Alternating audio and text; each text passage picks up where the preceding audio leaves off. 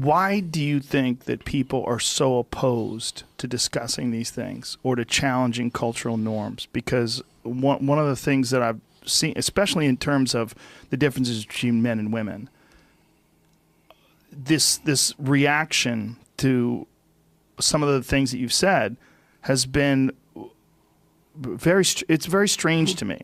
It's very strange that people aren't recognizing that these are unbalanced approaches and that there's... Well, some of it's just complicated, Joe. It's like, well, let's say there are differences between men and women, just for the sake of argument. The biggest differences seem to be in interest, by the way.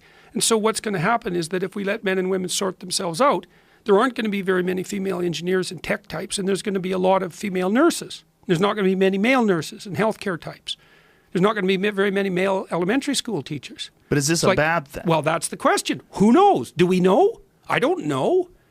Well, the idea of having an equal society where gender inequality is completely knocked down, gender pay gap is non-existent. Yeah, well, that's a problem because that's a measurement. It's equality of outcome. Well, the equality of outcome thing is a non-starter. Whether it's okay, if men and women sort themselves into different occupations, which looks highly probable, I don't know if that's okay.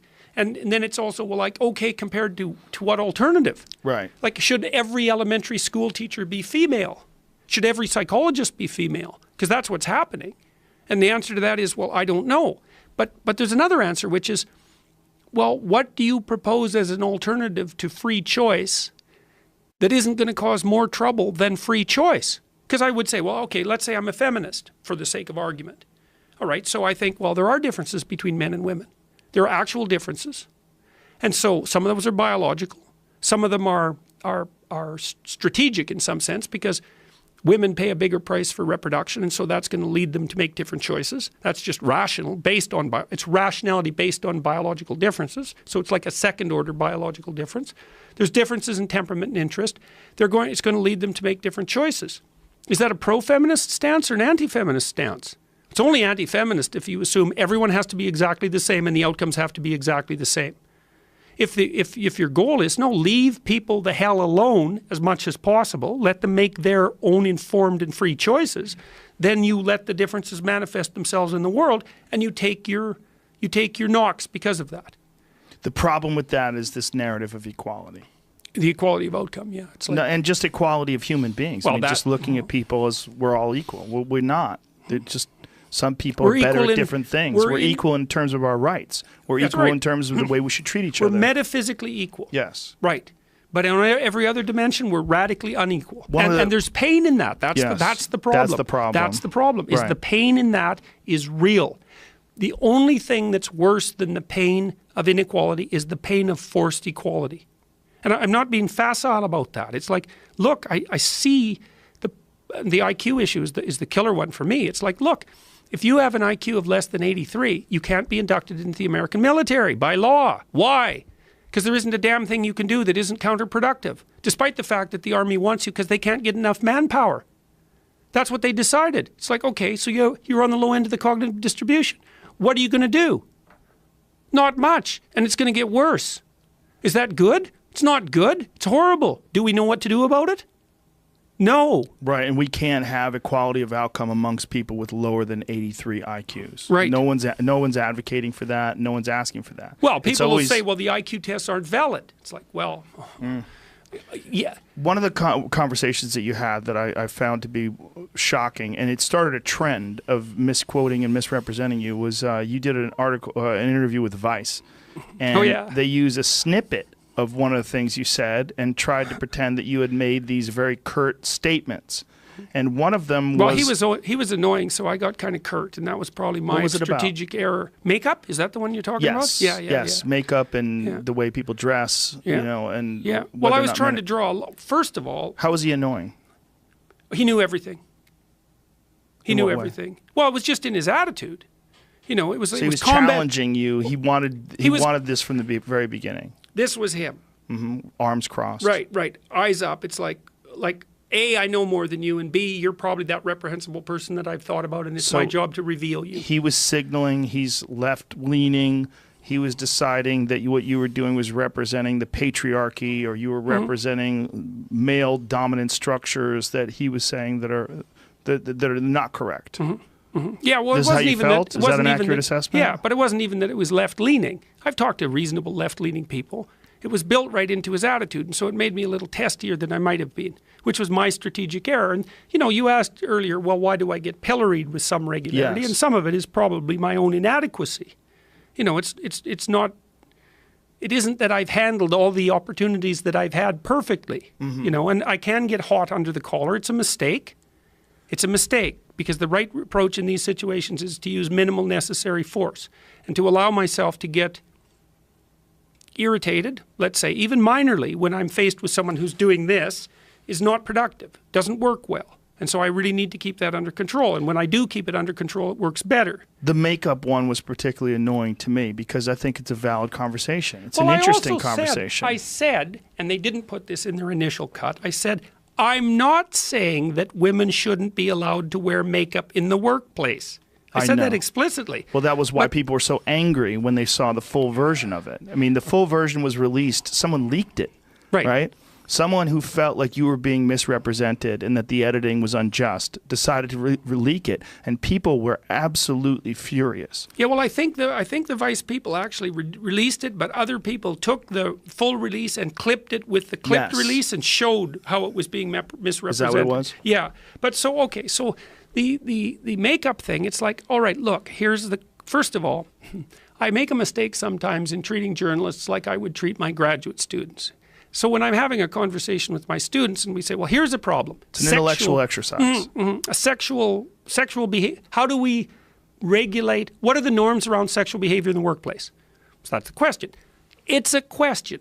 We don't know. Okay, here's a bunch of possibilities, possible rules, right? No flirting, no hugging, no eye contact for more than 5 seconds. That's Netflix, right? No hugging. That's that NBC. What they have? Damn right. They have no eye contact for more than 5 seconds. That's right. Holy shit. NBC, no hugging. Was that real? It's real. Who the fuck?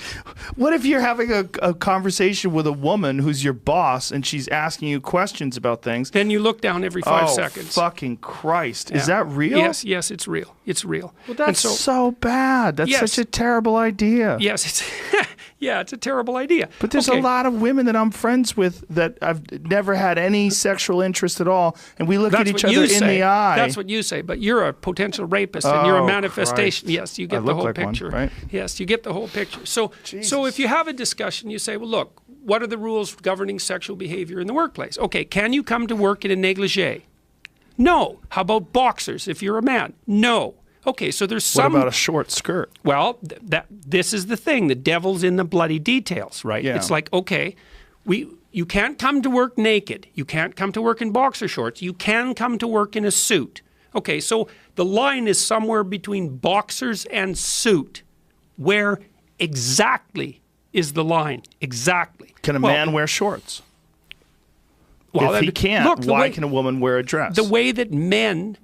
In professional organizations, the way that men solved this problem was that everyone wore a uniform.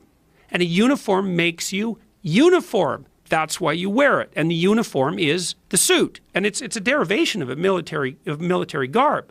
And so the idea was, well, we want to get rid of excess diversity, right, in clothing. Wear your damn suit. Then we know you're playing the game and we don't have to be distracted by what you're wearing.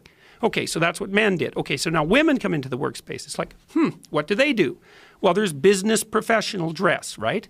And there's some rules around that. But what are the rules exactly? Exactly. And I was thinking, well, we're worried about sexual misbehavior in the workplace. You can't look at someone for more than 5 seconds. You can't give them a hug. Okay, what about makeup? Do we have a discussion about makeup? Oh, well, no, we can't have a discussion about that. It's like, well, is makeup sexual signaling? It's like, well, if you're an evolutionary biologist, the question, is makeup sexual signaling? That's not even a question. It's like, well, obviously that's what it is. That's why that conversation was frustrating, because he was saying, because they want to do it. They want to wear it. They want to look good. Well, and maybe... what does that even mean? Well, that's right. Right. Well, that's right. What does that eat? But what does he that wouldn't mean? think... Well, everyone knows what that means, Well, no, Joe. he has to say that. No. He has to say that because in his tribe, you have to communicate that way, well, right? He like, also this is thinks what's he implied. knew.